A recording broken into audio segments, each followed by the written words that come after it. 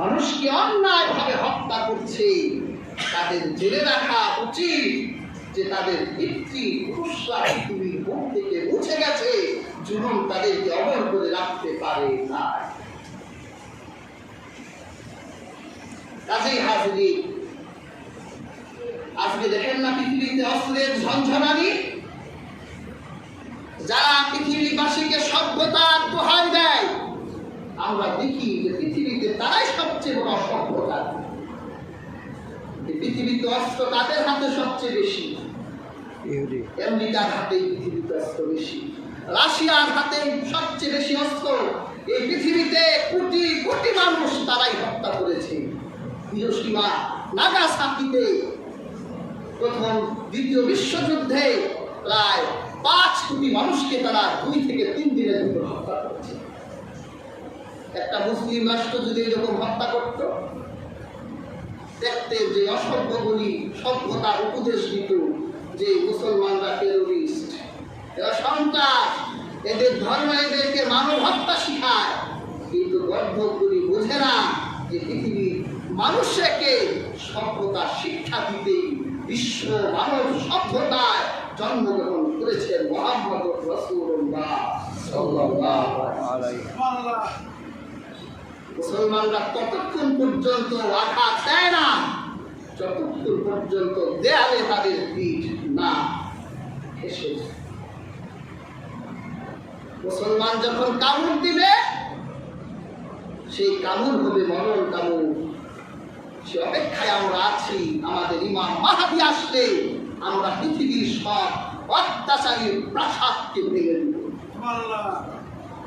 সকল অত্যাচারী শাসকের হাতগুলো পিঠের সাথে বেঁধে পায়ের সামনে ফেলে প্রত্যেকটি জুলুমের বিচার আমরা করবো ইনশাআল্লাহ। আমাদের শিশুদের আত্মনাদ আমরা ভুলে যাই নাই, আমাদের অবলা নারীর সন্তান হারানোর কান্না আমরা ভুলে যাই নাই। সেই দিন বেশি দূরে নয়, যেই দিন কালিমার পতাকা গোটা পৃথিবীতে পথ করে উঠবে, সেই কালিমার পতাকা নোয়াবার মতো কেউ উঠবে না। একটু ধৈর্য আর ইখলাস যুক্ত ঈমান লাগবে। মুনাফিকগুলো মাইনাস করতে পারলেই জয় আমাদের জন্য নিশ্চিত। আমরা এখন বিজয় হই না কেন, মুনাফিক আছে আমাদের সাথে। যাই হোক হাজিরি, জল আর স্থলে যে বন্যা দেখি, জলশ্বাস দেখি, ভূমিকম্প দেখি, অতিবৃষ্টি অনাবৃষ্টি দেখি, এগুলো সব আমাদের হাতের কামাই। আর এই অনাবৃষ্টি অতিবৃষ্টি আর এই বিপর্যয় হওয়ার যতগুলো কারণ এই পৃথিবীতে আছে, তার আরেকটি কারণ হলো পৃথিবীতে যখন জুলুম, নির্যাতন, অনাচার, অত্যাচার যখন বেড়ে যাবে। এরপর আল্লাহ রাসূল, আল্লাহর পয়গম্বর আর এই পয়গম্বরদের ওয়ারিস ধর্ম প্রচারকরা যখন ধর্মের দাওয়াত নিয়ে মানুষের দ্বারে যায়, আর মানুষেরা সেই নবী অথবা সেই ধর্ম প্রচারকের সাথে খারাপ ব্যবহার করে, তখন আল্লাহ রাব্বুল আলামিন আকাশ থেকে, জল থেকে, স্থল থেকে আমার আল্লাহ বিপর্যয় নামিয়ে দেয়। এটাও একটা কারণ। কোরআনের দিকে তাকান, এমন অনেক দৃষ্টান্ত আছে। আমি একটা দৃষ্টান্ত আপনাদেরকে দেই। আদ জাতি, এদের একজন নবী ছিলেন হযরত হুদ আলাইহিস সালাম। তিনি ছিলেন একজন নবী। আদ জাতি ছিল পৃথিবীর সবচেয়ে শক্তিশালী জাতি। আব্দুল্লাহ বিন আব্বাসের রিওয়ায়াত অনুযায়ী বোঝা যায় যে এরা এক একজন লম্বায় প্রায় 120 হাত ছিল। তাদের সম্পদ কমতি ছিল না, শস্য ক্ষেতের অভাব ছিল না। হযরত হুদকে আল্লাহ পাঠালেন যে তোমার ভাইদের কাছে গিয়ে বলো, ইয়া কওমি ইবুদুল্লাহ মা লাকুম মিন ইলাহিন গায়রুহু। হুদ আলাইহিস সালাম গিয়ে বলল, হে আমার কওম, আল্লাহর ইবাদত করো, আল্লাহ ছাড়া কোনো উপাস্য নাই। আল্লাহর নবী হযরত হুদ তার কওমের কাছে গিয়ে আল্লাহ দ্বীনের দাওয়াত দিলেন, তাবলীগ করলেন। কিন্তু কওমের লোকগুলো হযরত হুদকে ডিনাই করলেন, ইগনোর করলেন, আর বললেন, আমরা ধারণা রাখি তুমি হলা একজন মিথ্যাবাদী। আল্লাহর একজন সত্য নবীকে মিথ্যা প্রতিপন্ন করলো তারা।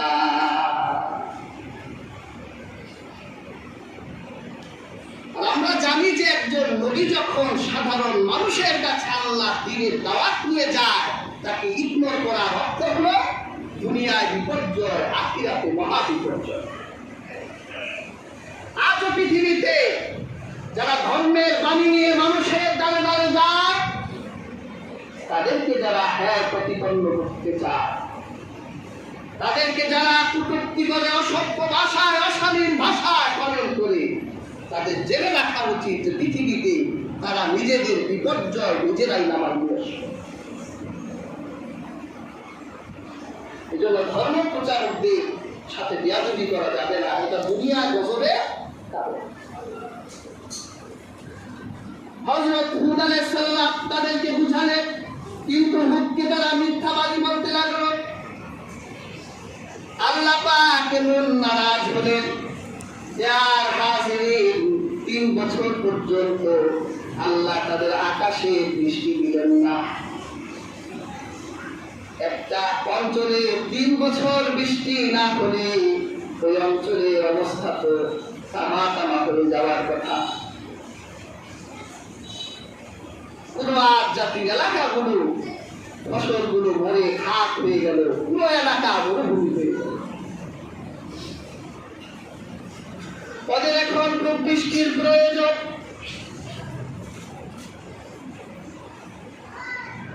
ওরা ওদের ভুল যখন বুঝতে পারলো, তখন হযরত হুদ আলাইহিস সালাম ওদের কাছে ছিল না, কারণ হুদ আলাইহিস সালাম নিশ্চিত হয়ে গেছে যে আল্লাহ ওদের জন্য গজব পাঠাবে। ওরা আল্লাহর কাছে তওবা করতে লাগলো, আল্লাহর কাছে মাপ চাইতে লাগলো। আল্লাহ পাক ওদের আকাশে 3 ধরনের মেঘ আনলেন, একটা কালো মেঘ, একটা লাল মেঘ, আর একটা হলুদ মেঘ। কয়টা মেঘ? আর ওদেরকে চুজ করতে বলা হলো, তোমরা কোন মেঘটা গ্রহণ করতে চাও।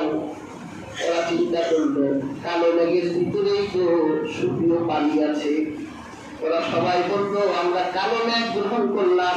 আল্লাহ রাব্বুল আলামিন কালো মেঘ পাঠাই দিলেন। আর হাজিরিন, এই কালো মেঘের ভিতর যে আল্লাহ ওদের জন্য গজব রেখে দিয়েছে, চিন্তা করতে পারে নাই। ওদের মাথা ব্যথা কালো মেঘ এসে হাজির হল। এরপর চারদিক অন্ধকার হয়ে গেল, এমন ঝড় উঠল। আল্লাহ পাক কুরআন কারিমে সেই ঝড়ের বিবরণ দিয়েছেন। হাদিস পাকে আল্লাহর হাবিব সাল্লাল্লাহু আলাইহি সাল্লাম বলেছে যে তাদের উপরে এমন বাতাস প্রবাহিত হয়েছিল, কোন উটকে যদি মাল বোঝাই করে দেওয়া হয় আর ওই বাতাসের প্রবাহের সামনে রেখে দেওয়া হয়, তাহলে শক্তিশালী বাতাস ওটা তার মাল সহ আকাশে উড়াই নিয়ে যাবে। এই কথাটা কি আপনার কাছে খুব হালকা মনে হলো? আপনাকে যখন আবহাওয়া অধিদপ্তর সিগন্যাল দেয় যে 128 কিলোমিটার বেগে আসতে পারে, তখন আপনার কোন যায় আর পানি থাকে না। নদীর তীরবর্তী এলাকার মানুষগুলো বিভিন্ন আশ্রয় কেন্দ্রে চলে যায়, শুকনা খাবার নিয়ে চলে যায়। যদি 500 কিলোমিটার হতো, আজ জাতির এলাকায় যখন এই বর্তমান পৃথিবীর বিশেষজ্ঞরা গিয়েছিল, ভূতাত্ত্বিকবিদরা আজ জাতির এলাকা গবেষণা করে, ওদের হাড়টির উপর, ওই এলাকার মাটির উপর গবেষণা করে ওরা একটা রায় দিয়েছে যে আজ জাতির উপর 1000 বছর আগে যে তুফান এসেছিল, যে ঝড় হয়েছিল, ওই ঝড়ের গতি সর্বনিম্ন 2000 কিলোমিটার। আর 500 কিলোমিটারের একটা ঝড় আসলে বাংলাদেশ পুরে বঙ্গোপসাগরে গিয়ে শরীর সনাতন শেষ। আর আল্লাহ 2000 কিলোমিটার, এটা সর্বনিম্ন গতি। আমাদের তো 180 একবার 1 সেকেন্ডের জন্য আসে, আবার 60-এ চলে যায়। আর এখানে 2000 কিলোমিটার ছিল সর্বনিম্ন গতি। আরো যে কত হাজার স্পিডে এই ঝড়, এই বাতাস বইল, শক্তিশালী আগ জাতি পাহাড়ের গুহায় গিয়ে বাঁচতে পারলো না। এক একটা এক একদিকে ঘুরে সবগুলো শেষ হয়ে গেল। তাই পৃথিবীতে এরা বিপর্যস্ত হলো কেন? এদের কাছে একজন নবী হুদ এসেছিল, আর সেই হুদকে ওরা ইগনোর করলো, হুদকে ওরা মিথ্যা প্রতিপন্ন করলো। হাজির, আজকের আলোচিত আয়াত থেকে আরো কন্ডিশন বলা যেত। আমি 3টা কন্ডিশন আপনাদেরকে বললাম যে আল্লাহ সূরা নূহে 41 নম্বর আয়াতে বলেছেন, যাহারাল ফাসাদু ফিল বাররি ওয়াল বাহরি বিমা কাসাবাত আইদিন নাস। জল আর স্থলে বিপর্যয় প্রকাশিত হয় মানুষের হাতের কামাইয়ের কারণে। লিয়ুযীকাহুম বা'দাল্লাযী আমিলু লাআল্লাহুম ইয়ারজিউন। কতিপয় কিছু অসৎ কাজের জন্য তাদের এই সাপ প্রসাদন করায়, যাতে তারা আল্লাহর কাছে ফিরে আসে। কাজে হাজির, আমরা আজকে খুব অবাধ্য জাতি হয়ে গেছি। আজকে যে আমাদের আকাশ এত গরম, এই আকাশ এত গরম হওয়ার আকাশ ছিল না, ওই আল্লাহর আকাশ। আর জিওগ্রাফিক্যাল কারণে, ভূতাত্ত্বিকগত কারণের দিক থেকেও 6 দেশ। এই দেশে তো এত গরম হওয়ার কথা নয়। এত গরম কেন হচ্ছে? আমাদের ভিতরে এখন অবাধ্য মানুষের সংখ্যা, সীমালঙ্ঘনকারী মানুষের সংখ্যা অনেক বেড়ে গেছে। আবুল আলিয়া এই আয়াতের ব্যাখ্যায় বলেছেন যে আল ফাসাদ মান আসাল্লাহু বিল ফাসাদ ফাকাদ আফসাদাল্লাহ। যে ব্যক্তি দুনিয়ায় অবাধ্য, ওই ব্যক্তি পৃথিবীতে ফাসাদ সৃষ্টি করছে। আজকে এই গরম হওয়ার কারণে, আজকে এই পৃথিবী এই অশান্ত হওয়ার পেছনে দায়ী হলো মানুষের। কিন্তু এর শাস্তি কিন্তু একা মানুষ ভোগ করে না, এর শাস্তি আল্লাহর আকাশের নিচে অসংখ্য পশু পাখি, নাম জানা অজানা অসংখ্য মাখলুকরা এই শাস্তি ভোগ করছে। একমাত্র আপনার অন্যায়ের কারণে কিয়ামতের দিন এই পশু পাখিগুলো আপনার বিরুদ্ধে আল্লাহর ইনসাফের আদালতে মামলা দায়ের করবে। কাজেই আমরা প্রত্যেকেই সকল প্রকার অবাধ্যতা ছেড়ে দেই, অসৎ কাজগুলো ছেড়ে দেই, আবার আল্লাহর কাছে ফিরে আসি। আল্লাহর ইবাদত, আল্লাহর হুজুরিতে নামাজ পড়ি, রমজানে রোজা রাখি, নফল রোজা করি, তাসবিহ জপি, দুরূদ পড়ি।